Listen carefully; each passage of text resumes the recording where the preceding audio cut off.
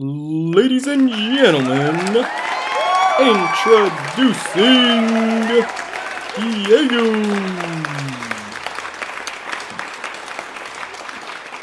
Thank y'all. Thank you for that ovation. Woo! Wow, y'all some loud bunch. Nice. With that ovation, welcome to my TED Talk. Wow. All right. Welcome. My name is Diego Alvarado. I'm conflict specialist of 20 plus years in this industry. My goal today is not going to be to tell you how to best solve your conflict. It's not going to be for me to share with you how to instantly win all the conflicts. No.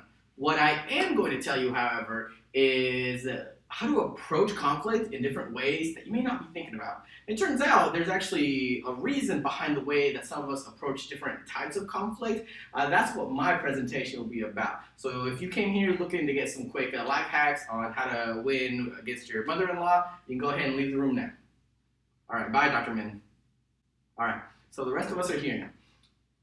One thing that I want to start out with is I just want to ask you all, what is conflict? Yes, that's a very good answer. Somebody else? Yes, I like that answer too. Now, conflict can have a lot of definitions. For this presentation, we're going to focus on conflict simply being just a disagreement between two people, a disagreement between different parties, and that disagreement can come whether it be from a perceived lack of resources, it can come from maybe a lack of power balance, it can even come from actions, from words, all of the above. Sometimes conflict comes for no reason at all, and I'm sure we all are very used to that. Now, I want everybody here to close their eyes and think of a recent argument they've had. It can be an argument against a significant other, an argument against a family member, heck, an argument against yourself. Why not? All right, go ahead, and I'll give you all 5 minutes to think about a really good argument.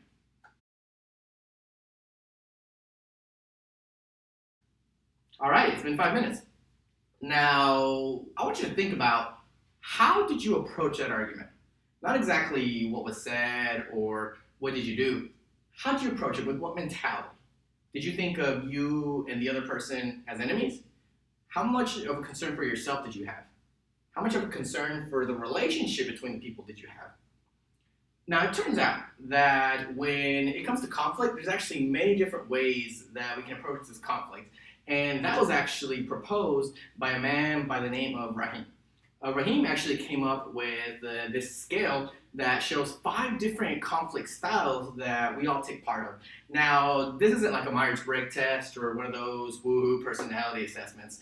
This is more at different points throughout your life, at different scenarios. You're going to find yourself on different places on this scale. The scale is being shown on screen right now. So with this scale, what he focused on was 2 different axes. The axis of concern for yourself and the axis of concern for others. So his logic was that in a conflict, the way we approach this conflict will be heavily dependent on how high or low we are in this scale. I'll go over the 5 different types of conflict individually. First different type of conflict we have is the avoidance style of conflict. This one's very simple to imagine. This one I'm sure a lot of us here have taken the form of in one way or another. With this conflict style, the main thing that's happening is you don't even want to know about the conflict. You don't care about resolving the conflict. You don't want to have anything to do with the conflict.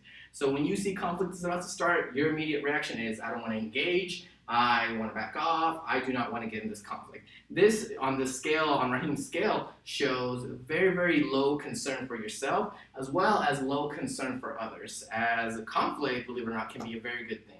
So when you refuse to engage in conflict, you're actually showing that you're not willing to fight for this specific issue. You're not willing to better the team or better yourself. You're just willing to let it pass by for one reason or another. Maybe conflict scares you. Maybe conflict isn't something that you're too familiar with. But that's the avoidant conflict style.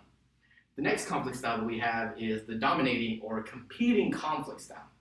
So with this one, on the scale, is when you have a very high sense of self, but very low sense of others. We can all probably think of people who show this conflict style. This is where in an argument, in a conflict, and any sort of issue, you are going to focus on winning. You want your side to prevail at no matter the cost. You don't want to lessen your side. You don't even probably don't even care about hitting the other side. You want you to win. I'm sure a lot of us, especially Dr. Min, who left because she wanted to know how to fight her mother-in-law, has experience with this. Those kind of people who are so stubborn that it seems they're not here to argue or debate, they're just there to win. This is the conflict style you'll find yourself taking part in. The next conflict style we'll go over is the obliging or the accommodating conflict style. So this conflict style has a very low concern for self while showing a very high concern for others. What this conflict style means is that in an argument, you're really not going to fight. This is to be confused with the avoidant conflict style. The accommodating conflict style, you are going to be in the conflict. However, you're not going to fight for your ideas. You're not going to fight for your beliefs. You're pretty much going to give the other party everything they want. You're going to make sure that you do everything possible so that they are not hurt, so that they're not putting up a fight. You are going to completely roll over and be walked all over with accommodating conflict style. Now, the next conflict style we're going to go over is the compromise conflict style.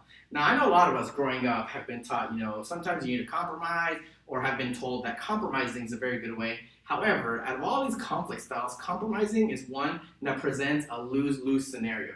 With compromising, both sides of the argument lose something because you have to give something up in order to compromise. So this is not really a recommended way of dealing with conflict, as you do have people that are both going to walk away unsatisfied. They're both going to walk away unhappy.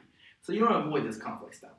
The number one conflict style that you absolutely want to take part of is the integrating or collaborating conflict style. This is a very hard conflict style to actually achieve, but it is the most ideal, as this is a win-win situation. This is where you and the other party will work together to make sure that both of you walk away completely satisfied. Very hard, but very doable as well. Now, one thing to keep in mind is you don't need to label or identify yourself with any of these 5 conflict styles. You could possibly think of examples where you've exhibited all 5 of these conflict styles in some situation. That's the number one key thing here to remember, that you can change your style depending on the situation, depending on the issue, depending on culture as well. Many studies have been done to show that different cultural styles approach these conflict styles very differently. In collectivistic cultures, such as Asian cultures, Latin cultures, there's a higher frequency of avoidant and accommodating conflict styles, as opposed to more westernized cultures, more individualized cultures, where there's a lot of sense of self, a lot of sense of identity. You'll find a lot more competition that way. On the screen right now, I'm going to share with you some conflict tips that will hopefully help you keep in mind when you're having an argument, when you're having a conflict. So it's very important to keep in mind these conflict styles as approaching conflict with a game plan, approaching conflict with a style in mind. It can help stop the conflict from turning into a shouting match, from turning into just a lose-lose situation. It can actually help you establish a clear path to victory in this conflict. Thank you all. That's all my time.